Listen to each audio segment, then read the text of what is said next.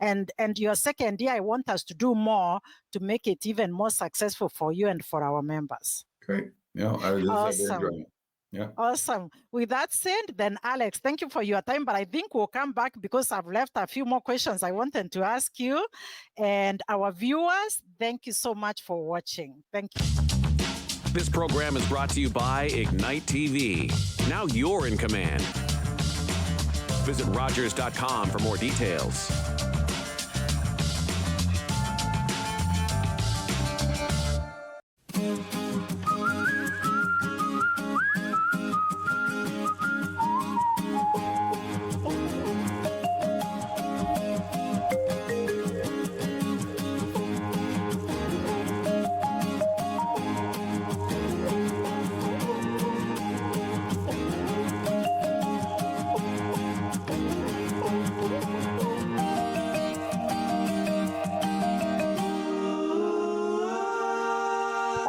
Welcome to this week's edition of the Paint Box. I am really excited. I know, I've been trying to do this for a few months, but I would like to introduce you to my art instructor, my art mentor, my art guru, Jamie Jardine, the artist who mercilessly teases me.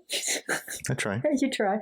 But who basically took me under his wing to teach me how to paint in essence. So this is awesome. Yeah. I know this has been a little difficult for Jamie. It's fine. Yeah, no, I know. Being interviewed can be kind of disconcerting in terms of those things, but we're just having a conversation. Yeah. So, where do we start? Where would you like to start? I don't know. So 8 years ago?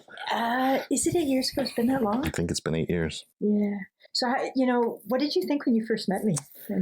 Well, I didn't know you. Actually, no, I think we met up in Lighthouse Landing. And you wanted to make a painting for Glenn. I did. And you did. What we did, you did. I wanted to do a Christmas present. That's right. And do the painting. And the process was I picked a photo and Jamie told me what to do. And every stroke, do this. So I did it. Do this. I did this. We held hands a lot. Pretty much. And then you came back a week later and you said, okay, now I want to learn how to paint. And I said, probably I can't teach you how to paint. The one thing you always said to me was you can't teach me how to paint per se, but you can teach me how you paint. I can show you what I do. I can show you, but I was going to show you all my mistakes and all my bad habits, and you definitely picked up on some of them. But you actually, you say that you didn't teach me how to paint, but in many ways you did, because I'd never worked with oils before. I didn't know anything, and just a lot of the technical things was really important. I think I taught you how to paint very similar. I taught myself how to paint. I exposed myself to art and to artists, and I took the long route. And I think I took you through a pretty long route too. And you didn't have to. You could have picked up a book. You could have gone to somebody who could have taught you those technical things. But I think you've turned into a great artist in your own right because we took the time. Yeah, I think we took the time. But you always encouraged me. Don't just two things. One is don't just stick with you. Learn from others if you can. Yeah. But also, it doesn't work unless you do it on your own. Unless you kind of figure out how you paint. Yeah. I think that's the biggest challenge for most artists that I know is finding your own voice. Yeah. And it's still one of the hardest things for me to do. But we'll talk about that a bit later in terms of, one of the other things I remember you always saying to me in some of the beginning things is you really struggle to call yourself an artist, that you consider yourself a painter. What's the difference? I think painting is something I've not always done, but painting is something I do, and I think artist is something you're referred to by others. I think it's a form. I've always seen it as a form of acknowledgement, I suppose. But I didn't ever like calling myself an artist. You still not like calling yourself an artist? I'm slightly more comfortable just because it's been 25 years. So you sort of fit into that role eventually, but I don't know. I think it's the act of painting that I do, and I'm kind of, well, we'll see. I'm all over the place. So Yeah, we will take a little. So we're going to do two things today. We will take a little look at some of Jamie's work, some of your work, because when you talk about being all over the place, you've got abstract, you've got sci-fi, you've got monsters, which is really cool, and obviously, the typical more representational landscapes. And I know that you float through all of those. But I know one of the things that drew me to you was when I first met you, you were actually painting at Lighthouse Landing, and you were plein air, you were, and I remember coming up and a little embarrassed about it. Now I said, "Oh, you paint? Oh, I paint," only to learn out I really didn't paint. But you were so kind, and you were very open. I know artists don't always take students. And it wasn't just the way that you painted in terms of the context. Of course, I loved at that point loved the landscape, but you took the time to explain what you were doing. Like, and it didn't matter. You didn't know who I was in terms of that stuff. And you were actually really open to me. And I didn't know who you were. I know, which is a good thing. Yeah. I remember that because I was there with a couple friends. Yeah. And I remember one morning I went down and we were having coffee and Glenn was there. And the three of us were chatting, and I still didn't know. I didn't know who Glenn was, to be honest. This is actually really good for us. Yeah. But it was nice, to meet people in those type of settings. Yeah. Because we're all being who we are. There's no pressure of those surrounding things, and that's probably why we were so close. Is that we got to meet. We got to get to know each other quickly. Yeah, we got to meet each other as we were, not by our roles or those kind of things. And we actually met at Lighthouse Landing, which is a place obviously close to my heart. Yeah, it's a place that we go up and close to Burks Falls, Magnatowan area. That's a family camp up there, and so we've continued to go back. Yeah. But part of the thing that I loved about that place was it does draw all these people together, and that's where obviously we met you. Yeah. We even went back together one time. Yes, we did. Yeah. Which is great. Yeah. But that's a little bit of our journey. And then we spent some time together. We spent more time. I would bug you about things, I think. So we would, at the beginning of every year, we'd kind of sit down and you'd go, "Jane, what do you want to learn?" Yeah. And so we'd have these kind of planning meetings, and sometimes it would be subject matter, but sometimes you would go, "Jane, you're struggling with value. We better do some value stuff." Yeah. And you made me do some exercises. Yeah. And I think I learned a lot in the process as well, because I haven't been in a teaching role very often, occasionally, but it's usually quite structured. And I think the casualness of the relationship allowed me to figure out what you might need and just kind of struggle through it. And in doing so, I would always learn a little something as well. So I actually enjoyed the process quite a bit. Yeah. It's kind of like the old relationships have rolled through, there would be an artist and then of course people were mentored. So even Seven or even, Van Gogh or any of those folks actually had artists around them that they would oftentimes learn from and go out and paint. It was a similar kind of relationship, wasn't it? Yeah, absolutely. Yeah. So you took me painting, you made me do value studies, still life, you made me do still life. Yeah. And it helped in the painting, but in many ways I fell in love with oil and the art because you stuck with me. Yeah. And you didn't have to. Well, there was lots of times where I know. No, I think, working at home for so many years, there's a disconnect between just people in general. I find myself just coming downstairs in the morning and into the studio and I'm certainly not complaining, but I think I welcomed the company. Yeah, and which turned into camaraderie and I mean now we're colleagues. So I think those friendships are very valued. Yeah. So we would oftentimes sit and we would never start painting. We'd have our Tim Hortons coffee and for an hour we'd actually be chatting and sometimes chatting about the struggle of art. Sometimes chatting about life and different things. There was a couple times where I don't think we painted at all, where we just ended up chatting the whole time. Yeah. Which I think we needed. No, and it's probably true in the beginning stages. I probably wanted to learn to paint like you because it's all you know. But you, more and more, you were also really talking about you got to find your own voice and find out. And I think you consistently struggled with me about that as well. Yeah. Because I think I struggle with finding my own voice because I'm still learning. I don't actually know what that voice is. And the voice doesn't necessarily mean what I'm doing. It could be how I'm painting. It could be the process. It could be any message or those kind of things. But I know it's a struggle you've particularly had for how you feel. It's a struggle. It's a struggle on different levels. It's a struggle to and I even hesitate to use the word teach, but I struggle because I was struggling. So I felt sometimes like I'm just dragging you through what I'm learning, like what I'm struggling through. But again, I think sometimes I think you learn a lot more through that process. I mean, we definitely struggled. We've definitely failed. We definitely succeeded. You know, we scrapped a few paintings, and I think that's much more valuable than learning how to do it a certain way. And you know, this is what the book says. You sort of have to dive in. Yeah, which I love to do, and I think. For years, I didn't have a lot of confidence. You gave me a lot of confidence, and part of the confidence is because I don't know what's good or when to stop. Right. But I think one of the other struggles that every artist, to some degree, faces is you talk a lot about the audience and who is the audience, because as a professional artist, you have to put food on the table and those kind of things. But if you yourself want to express what's in you, sometimes getting people out of the studio, you've talked a lot about, sometimes getting people out of the studio is difficult. So can you talk a little bit about that? A friend of mine, Donna Andrewchuk, years ago, there's a quote that she told me about. It was about painting in the studio, and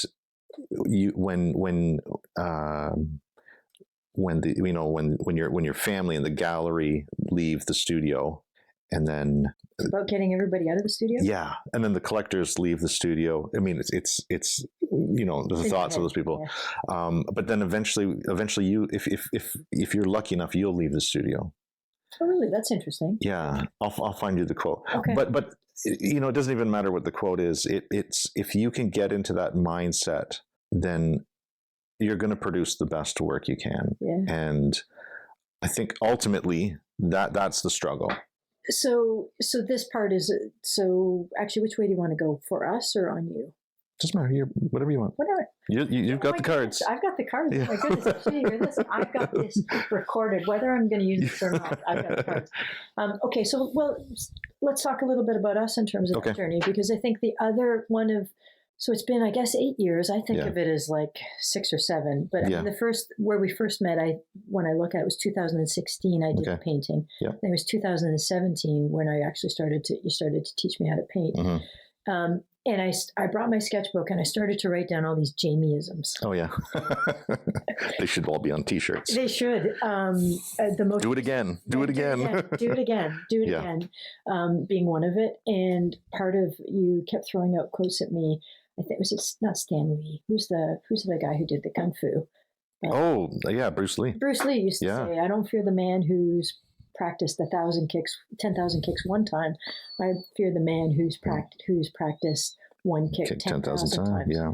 And so you just do it again. Yeah. Again. It's like, oh, really? There's so much learning in repetition. And I mean, even when you look around, I struggle sometimes because I feel a lot of, especially like some of the sci-fi stuff, it's just sort of the same thing over and over and over again.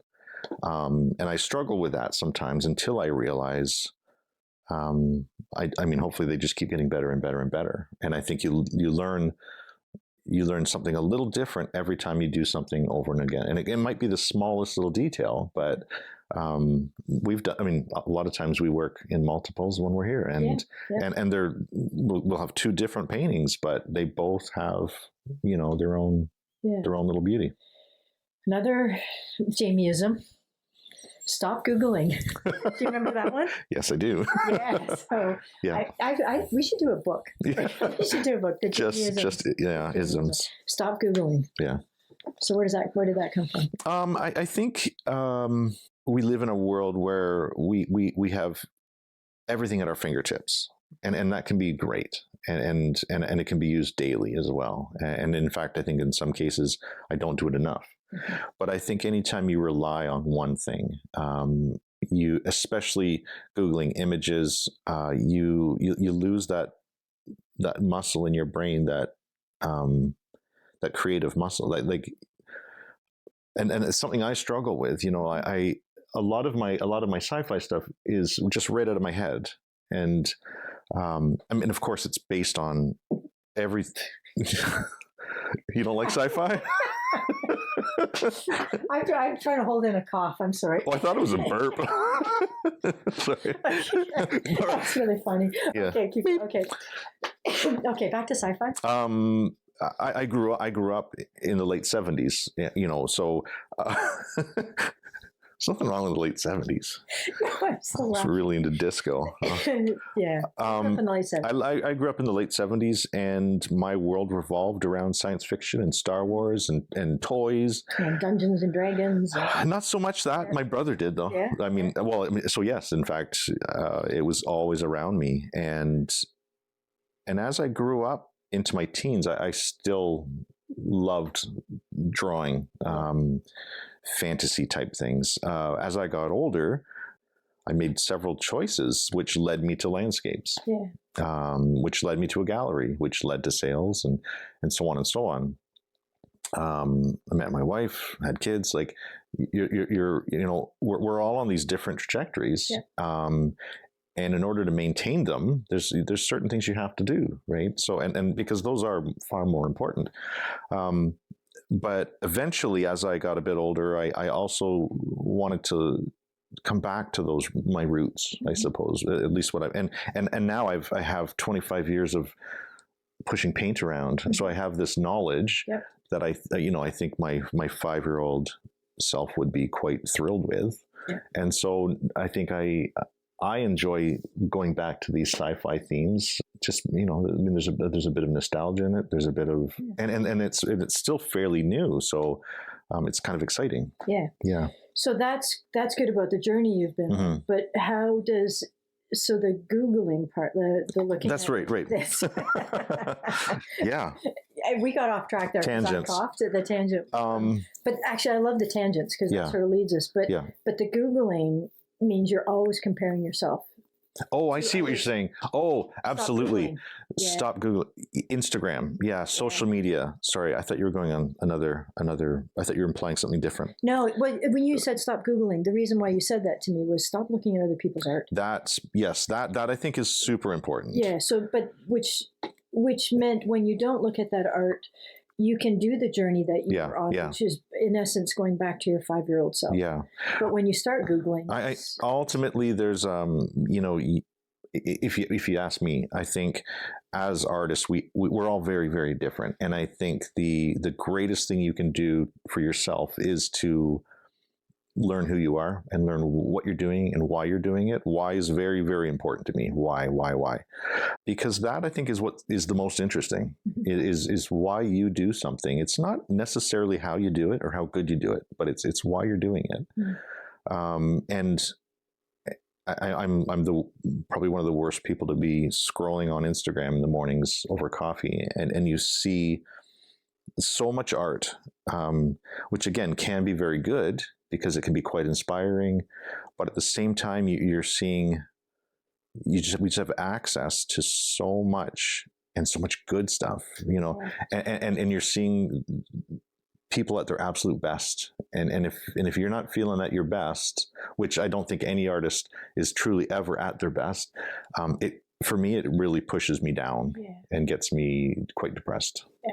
I think it's also, we have to remember that, or one of the things you talked with me about was not everybody has to see everything. And generally people just, after a while, you just put out your best work, right? So a master or somebody who's good at what they do has been practicing a million times, but you're only seeing the finished work, or you're not seeing all the crap ones that they didn't like. So if it's discouraging because people seem ahead, that's one thing. If it's inspiring, that's something else. But even in the inspiration, and I think this was the other point you were making to me, even in the inspiration, the more you Google, the more those guys get into your head. And all of a sudden you start painting like somebody else. But if you know what you're about, that's one thing. But if you, as you're kind of discovering, you still have to, it's like, just do it. Like, don't look, don't watch, just do it. When I think about my journey, it was, when I look back, I mean, it's over 20 years. It seemed very genuine. And, you know, when I started doing landscapes and I started traveling, again, sort of because of I actually really do enjoy painting landscapes. Yeah.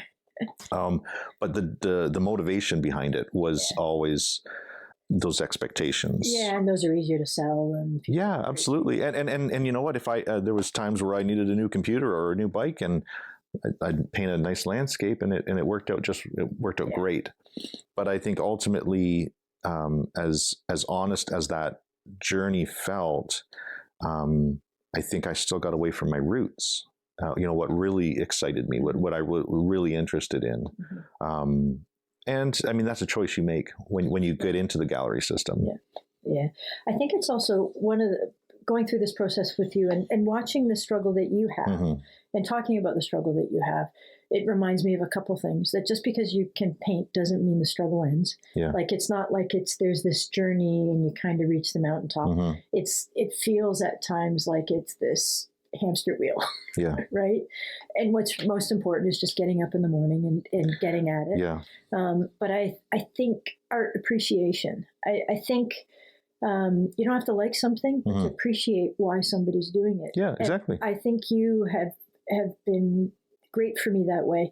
You know, sci-fi, I look at these and go, I might put that on the wall of Abouk's bedroom when she was like 2 years old, but no, I wouldn't do that. But, you know, it's not necessarily I'm something personal into, but I have watched you paint these. I think they're beautifully painted, but I know your journey. Yeah. And so I really appreciate them. Okay. And I love the layers that you do. I love the fact that these things are coming out of your head. Yeah. Again, it's kind of like the abstracts that you do. You learn over time that sometimes the things that we don't like but appreciate the most are actually the hardest to do. Yeah.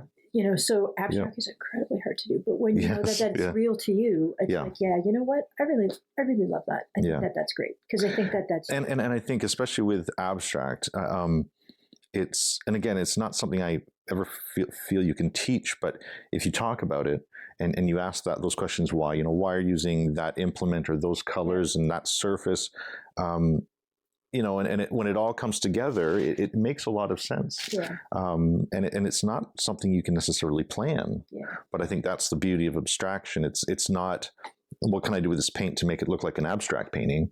It's what can I do that has meaning and has or doesn't have meaning? You know, like, for something, but why are you doing it? Yeah. Do it. Exactly. And you know, a lot of the like the splatter paintings that I do, I do. I mean, every artist throws paint around. Yeah. And some of us spray water. Some but it's exciting because you never quite know what's going to happen, how it's going to land, how it's going to react, and so I think it's important, at least for me, to sometime include that into the process of painting. You know, instead of adhering to this rigid format, or, you know, you have to do it this way, this way, this way, this way. Yeah. You have to use these brushes. I mean, my brushes, which I'm sure we'll look at, are garbage. I think I've got 2 good ones, but, you know, I have paint rollers and. Yes, it is one of the bad habits I have absorbed from Jamie in terms of the absorbed. Brushes. I'm horrible with my brushes too. Yeah. But they still are implements, and they still do what you want them to do. Yeah, absolutely. Things, which is great. Yeah. I think when I first met you, you were going from abstract to landscape to sci-fi, and you were struggling with those kind of going through them. But now it feels like that is part of you. All of those pieces are actually part of you. Yeah. And so it's a timing thing, and being okay with that is good. So we're not stuck in one subject matter, one form of paint, one visual things. Like, in that context, that's where being an artist matters. You take whatever it is. You do little sculptures of robots, which I think is cool, right? And I did those because it was fun. Yeah. You know, we talk about play a lot. Yeah. And I did it because I make ray guns sometimes because again, going back to sort of my science fiction, you know, because it's cool, it's tangible, it's fun. It's for me, you know, it's not everyone's cup of tea, but you really, and again, I don't limit myself to paint and canvas as well. No, you have to, or I have to play with everything. Yeah. I think, and art isn't meant to be, each piece and each whatever it is isn't meant to be for everybody. You know, like it's if it's an expression of you, this part, whether it's Frankenstein or Frankenstein's Bride or whatever it is, or the you know, or the spaceships. Some people love that. Some people love the landscapes, but that's you. So people learn to appreciate all those different things. Yeah. So one final Jane-meism. Yes. Stand back. Yes, actually, you are. You know what? You're 100%. It is totally stand back. Yeah. I don't know how much you drill that into my head. Yeah. Stand back. Stop. Yeah. Stand back. And it only took you 5 years to do it naturally. Oh my God! No, I'm not even doing it naturally. I still have to stop. But can you tell me a little bit about that? Well, I'm not sure what to say. I think it's something that some of us do instinctively, some of us don't. But it wasn't until working with you that it was just something that I saw that you needed, or I thought you needed. I did need it, by the way. Because so often you would be, you bring a lot of energy to your paintings, and I've been very fortunate to be a spectator in your process, and sometimes I hesitate to even, it's not unlike watching a hockey game, you know. If Sorry, no, but I mean, spectators will voice their opinions, and sometimes they just need to, sit down, So I would be sitting here watching you paint, and often we're talking, whatever. And again, I'm fortunate to be in that position, but sometimes I would see something that I thought maybe you didn't, because you were so into it. Yeah. So stand back. And sometimes you saw it, sometimes you didn't, and sometimes it mattered and sometimes it didn't, because again, it's just my point of view, right? So, but I felt I would be doing you a disservice if I didn't just bring it up. Yeah. And over time, sometimes when we take breaks and we go get a coffee and we come back, that's when we see, oh, that's actually not that bad, or that's quite nice, whereas crappier than I thought. But in the moment you would be instinctively just, taking it, covering it up, or, smoothing it out or whatever. And I did the same thing when I'm painting as well. So I take frequent breaks when I paint, because I think it's important to see what you're doing. And when you're this close, you don't always see what you're doing. You know what you want to do, but you don't see what you're doing. Yeah. Sometimes I don't know what I want to do. I just jump into it. So I think that was partly why that was really important. In the beginning stages, you always talked about the zone of attention. Yeah. It's like the stuff on the outside doesn't matter, Yeah. But the focal point, or wherever it is you want to lead people to, does matter. Yeah. But don't, it doesn't have to all be perfect. Yeah, it all matters. It all matters. It all matters, but where you decide where you want the attention, and you don't want all these beautiful brush strokes in the bottom corner necessarily. Maybe some people do, but that has to be intentional. But also, it was just it's the process of taking me through a bit of a journey. Yeah. But I am an artist who overworks because I'm into it, and I'm into the actual painting, and I just get going, and I figure I'll figure it out as I go along. And there's lots of times where I wouldn't say something because I don't want to be the one to squash your energy, because that is what you're about. Yeah. So, but like I said, I think every once in a while, I just want you to see what I'm seeing. Yeah. And if I was any other artist, they might be showing you something different, and so you're welcome. Yeah. No, it's been an incredibly important lesson, because I do need to step away, and the ability to step away. And Jamie actually helped design the studio that I'm in part for that purpose, so that I could step away. Yeah. And I think for some of my processes, when you're starting out, the cost of paint, the cost of materials is kind of all there. Yeah. So you think if you're learning, you paint small because